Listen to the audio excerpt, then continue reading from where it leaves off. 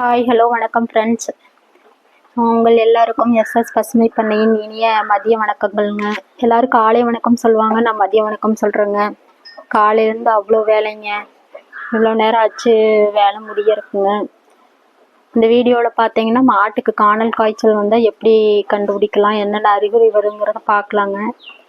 இது எத்தனை பேர் சொல்லியிருக்காங்கன்னு தெரியலைங்க. என்னோட எக்ஸ்பீரியன்ஸில் எனக்கு தெரிஞ்சதை நான் உங்கள்கிட்ட சொல்கிறேங்க.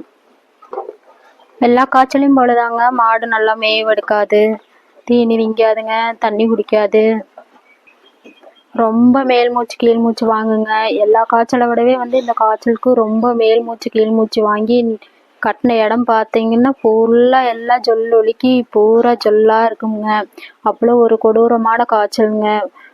உங்களுக்கு வாய் நாக்கு உடம்பு ஃபுல்லாக பூரா புண்ணாகிருங்க.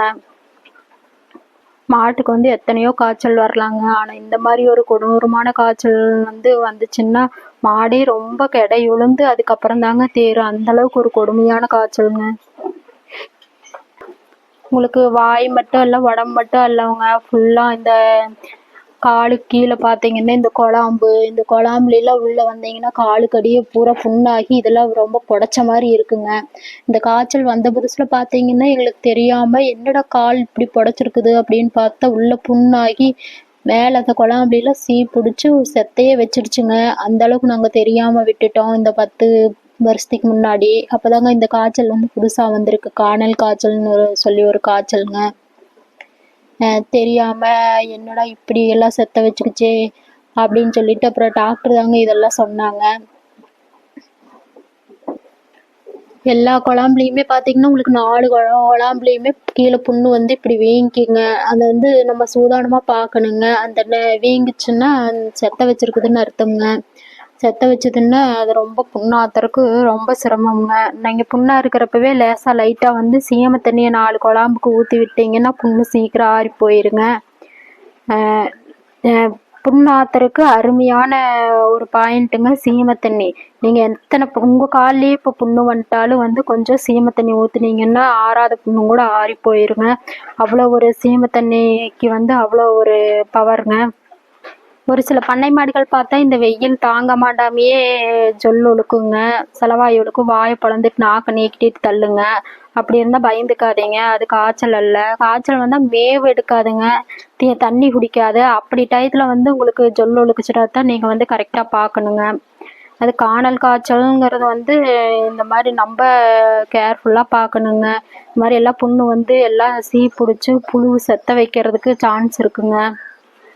அந்த டயத்தில் பார்த்தீங்கன்னா மாடு இந்த மாதிரி ஆனைப்பில்லு மக்காச்சோளத்தட்டு அதெல்லாம் பார்த்தா சாப்பிடாதுங்க. ஏன்னா அந்த வாய் ஃபுல்லாக புண்ணாக இருக்கிறப்ப உங்களுக்கு குத்துங்க, அதனால் சாப்பிட முடியாது. இந்த மாதிரி வக்கிப்பில் அந்த டயத்தில் மாட்டுக்கு அருமையான தீவனங்க. ஏதோ அரை வயிறு காவயிறு அந்த வக்கிப்பில்லாவது சாப்பிடுங்க. மக்காச்சோளத்தட்டு இந்த பூ அதெல்லாம் சுத்தமாக அந்த டயத்தில் அதனால் சாப்பிட முடியாதுங்க. ஏன்னா வாய் நாக்கு ஃபுல்லாக தோல் உறிஞ்சு போயிருங்க. இந்த மாதிரி காய்ச்சல் வந்தால் நீங்கள் டாக்டர் கூப்பிட்டு ஊசி போட்டு அந்த குழாம்புல புண்ணாக இருக்கிறதுக்கெல்லாம் லைட்டாக சீமை தண்ணி ஊற்றி விட்டுருங்க. அதேமாரி உங்களுக்கு தெரியாமல் செத்த வச்சது அப்படின்னா தும்பத்தலை சாறு, அந்த சாத்தை புழிஞ்சு விட்டிங்கன்னா அதுக்கு புழுவு எத்தனை புழுவாக இருந்தாலும் வெளியே வந்துடுங்க. அந்த தலை சாத்துக்கு செத்தைக்கு அவ்வளோ நல்லா கேட்குங்க. ரெண்டாவது நீங்கள் லைட்டாக இருக்கிறப்பவே சீமை தண்ணிக்கு அவ்வளோ ஒரு புண்ணு ஆற்றுங்க. நீங்கள் யூஸ் பண்ணி பார்த்துட்டு அதுக்கப்புறம் கமெண்ட்லேயும் கூட சொல்லலாங்க. அவ்வளோ ஒரு சீமை தண்ணி புண்ணுக்கும் அவ்வளோ ஒரு அருமையான மருந்துங்க. ஒரு தடவை 2 தடவைலாம் இந்த காய்ச்சல் ஒரு தடவை ஊசி ஓட்டலாம் நல்லா ஆகாதுங்க. ஒரு தடவைங்கிறது 2 தடவை டாக்டர் கூப்பிட்டு ஊசி ஓடணுங்க. ரெண்டாவது அவரே என்னென்ன மருந்து கொடுக்கணும்னு சொல்லுவார். அது கூட கருவாடு வாங்கி நைட்டுக்கு காலையிலேயும் மாட்டுக்கு புகை போட்டுவிடுங்க. சாம்பிராணி கருவாடு எல்லாம் போட்டு அந்த வாய்க்கிட்ட புகை போட்டிங்கன்னா அது ஒழுக்குங்க. அது வாய் ஆங்கிறப்ப ஒழுக்கும். அந்த அளவுக்கு கருவாடு புகையை நல்லா போட்டு விட்டிங்கன்னா அந்த ஒழுக்க தான் புண்ணு ஆறி வருங்க. நம்மளுக்கு கிட்டத்தட்ட ஒரு 10 நாள் நீங்கள் விடாமல் அந்த கருவாட்டு புகையை பிடிச்சி விட்ருங்க. காய்ச்சல் வர்ற மாட்டுக்கு அல்லவங்க, எல்லா மாட்டுகளுக்குமே பிடிச்சி விட்டா இது காய்ச்சல் வராதுக்கு முன்னாடியே தடுக்கலாம் அப்படின்னு சொல்கிறாங்க. மெயினாக பார்த்தீங்கன்னா அந்த காணல் காய்ச்சல் வந்தால் வந்து மாடுகள் காய்ச்சல் வந்தாவே எப்பயுமே மாடுகளை வந்து கிட்ட தள்ளி கட்டக்கூடாதுங்க, கொஞ்சம் எட்டதான் கட்டணும்.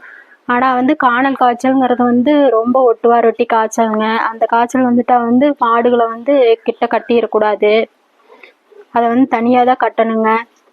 இதுக்கு மெயின் வந்து இந்த காய்ச்சலுக்கு வந்து கருவாட்டு புகை தானுங்க. டெய்லி வாங்கி 10 நாளைக்கு நீங்கள் விடாமல் புகை போடலாம். காய்ச்சல் இருக்கிற மாட்டுக்கு அல்லவங்க, காய்ச்சல் இல்லாத மாட்டுக்கு எல்லா மாட்டுக்கும் புகை போட்டு விட்டிங்கன்னா வந்து முன்னாடியே வந்து இது காய்ச்சல் வர்றதை தடுக்கலாங்க. புண்ணு ஆற வரையிலும் நீங்கள் கருவாட்டு புகை போட்டு விட்டுட்டு இருக்கணுங்க. கிட்டத்தட்ட வந்து ஒரு 5 நாள் ஆட்டம் ஆகிருங்க மாடு வந்து வேவு எடுக்கிறதுக்கு. அவ்வளோ ஒரு காய்ச்சலுங்க. இந்த காய்ச்சலை சொல்லப்போனால் லிஸ்ட்டு சொல்லிகிட்டே இருக்கலாங்க. அதனால தான் நான் அந்த காய்ச்சல் கூட வந்து இதை நான் சொல்லலை, இதை தனியாக சொல்லிக்கலான்னு விட்டுட்டேங்க. இன்னும் அடுத்த வீடியோவில் பார்க்கலாங்க.